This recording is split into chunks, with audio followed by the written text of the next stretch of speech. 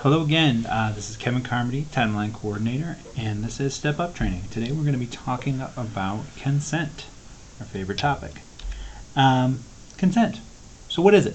How do we use it? How do we know that we have it? How do we know that we've given it? All of those things. Consent is an interesting topic to talk about because it's something that we use daily. Okay, we talk about, can I sit here? Sure, absolutely. That's an example of consent.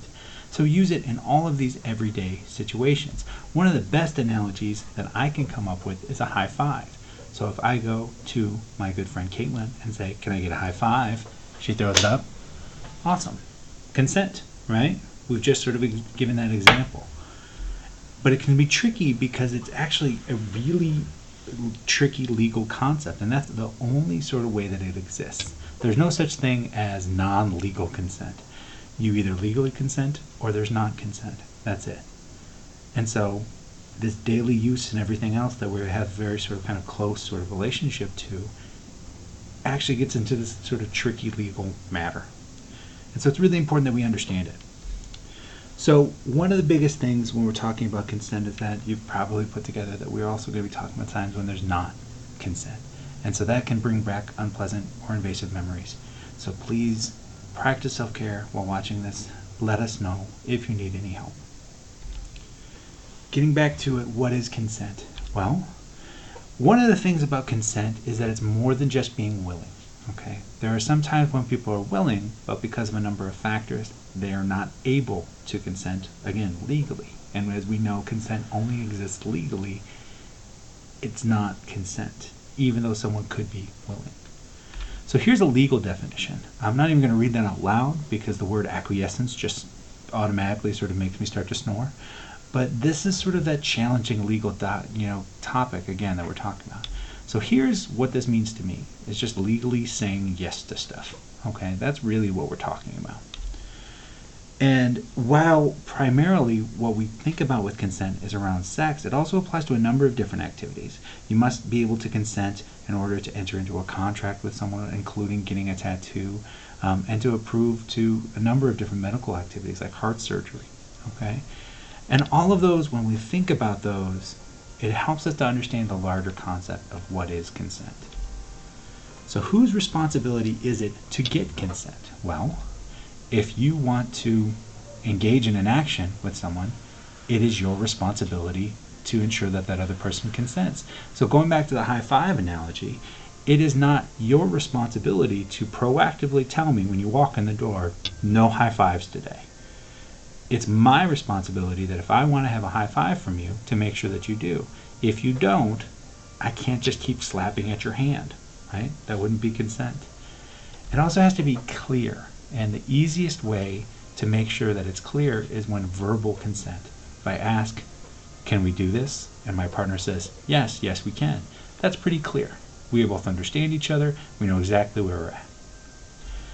For high fives and for sex, it can be active nonverbal as well.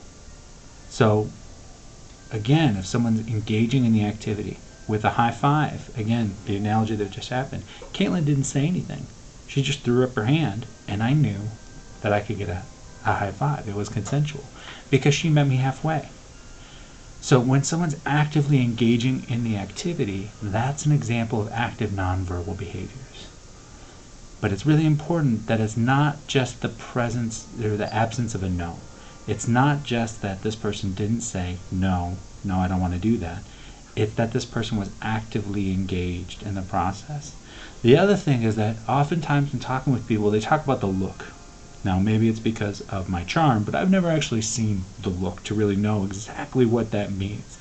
And whenever I've asked people to repeat it, it just kind of usually looks like they're constipated. But again, the look is so subjective that it's not really clear. And again, because consent has to be clear, the look is not enough. Now, sometimes when talking particularly with advocates, this topic of enthusiastic yes, that enthusiastic consent is needed for it to be legal sex or to make sure that we don't sexually assault our partners. From a policy standpoint, enthusiasm is definitely appreciated, but it's not required. As the father of 2 children, admittedly, there are times when the consent for me and my wife to have sex comes with, look, the kids are asleep, and this weekend we're going to be going to your parents' house, and next weekend your period's supposed to start, so look, it's tonight, or we're going to wait a week and a half. Okay, I guess it's going to be tonight. That enthusiasm's not always there, but the yes is the important part. That's what has to be present in order to make sure that consent is there. Now, don't get me wrong, I wish for each and every one of you that you have an enthusiastic yes at some point in your life, because it's definitely better, but it's not needed to make sure that consent is present. And then there's activities like tattoos and heart surgeries that have greater risks than sex and high fives. And so that's where you might need to get into a signed waiver to make sure that it's clear, to make sure that it's absolutely what is being consented to is consented to. You would have to be trying some pretty daring things to need a signed waiver for consent to sex. But usually, again, the verbal and the nonverbal, as long as it's active and clear, are enough. Other thing about consent is that consent exists only to what was consented to. Again, going back to our high five analogy, some people don't high five. They don't want germs. They only fist bump. That's okay. That's what they're consenting to. Now, if someone goes in for a fist bump, I can't go and sort of throw them into sort of this elaborate high five. They told me what it was that they consented to, and that was it. With heart surgery, if you go into heart surgery and you wake up with breast implants thrown in, you did not consent to that. That is illegal. They can't do that. You did not consent for that activity. And similarly with sex, someone consenting to oral sex does not imply consent to anything that follows. What they consented to was what they consented to, and nothing else. So each and every sexual act, that needs its own consent. Are we getting a little bit more complicated? Well, let's keep going.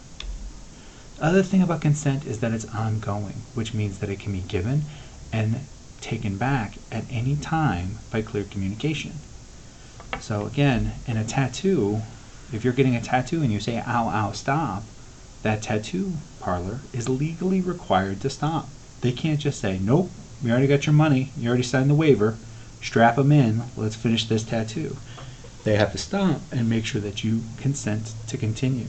And if you don't, even if you only have a slight blue curved line on your arm rather than Mickey Mouse or whatever else you were going to get, that's where you're at. That's what you consented to, and you've withdrawn consent, and they can't continue until they get consent again. Similarly with sex, if someone says or communicates otherwise, stop, then the behavior must stop. Now, oftentimes when we're talking with people, they're like, that's not really, gosh, if we're mid-act and this person all of a sudden decides to stop, that kind of sucks. Okay, I can understand that. I can understand that you might not like that this person has revoked consent from you, but you do have to respect it, and you do have to stop when they say so.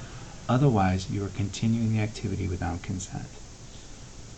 Now, sometimes the other things that comes up, especially from men, is that we talk about this concept of blue balls, which is a fun phrase to say. For those who are not familiar with what blue balls refers to cramping that occurs when someone is aroused but does not get to orgasm or to release.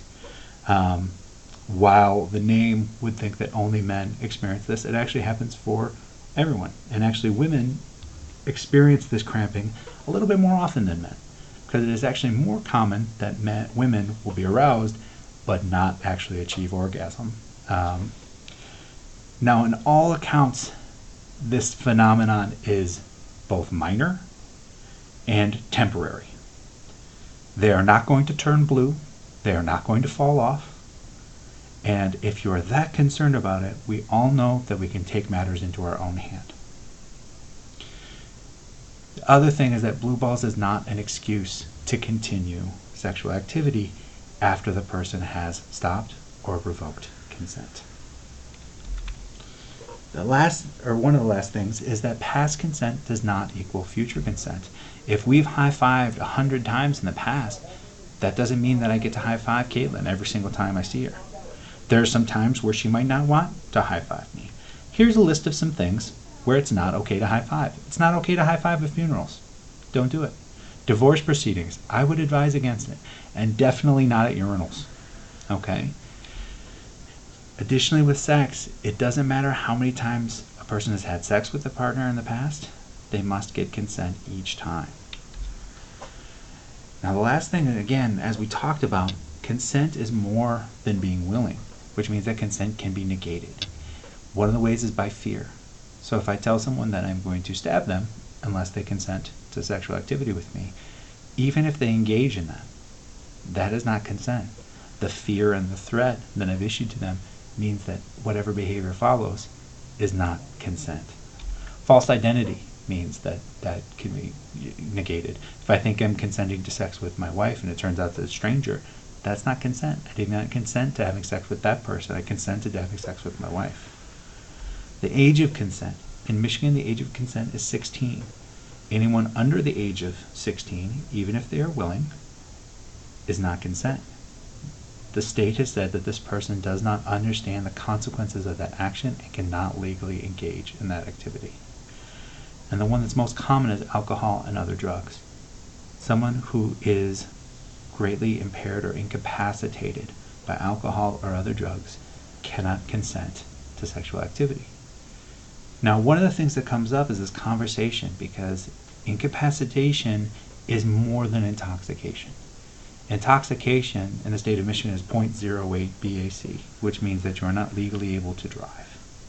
Someone who is not legally able to drive, but is otherwise able to comprehend their actions, able to ultimately string together words, able to ultimately walk on their own, may still have capacity, may still be able to consent to sexual activity.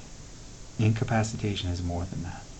Incapacitation means that either from temporary or permanent defect, they're not able to understand the consequences of their action.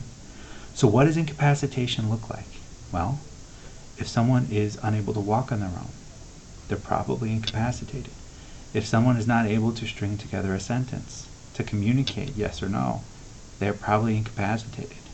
If someone is responding in a way that definitely leads you to think that they're not in their right state of mind, such as talking to people who are not there, or responding or telling that their name is different than what it actually is, that person is likely incapacitated.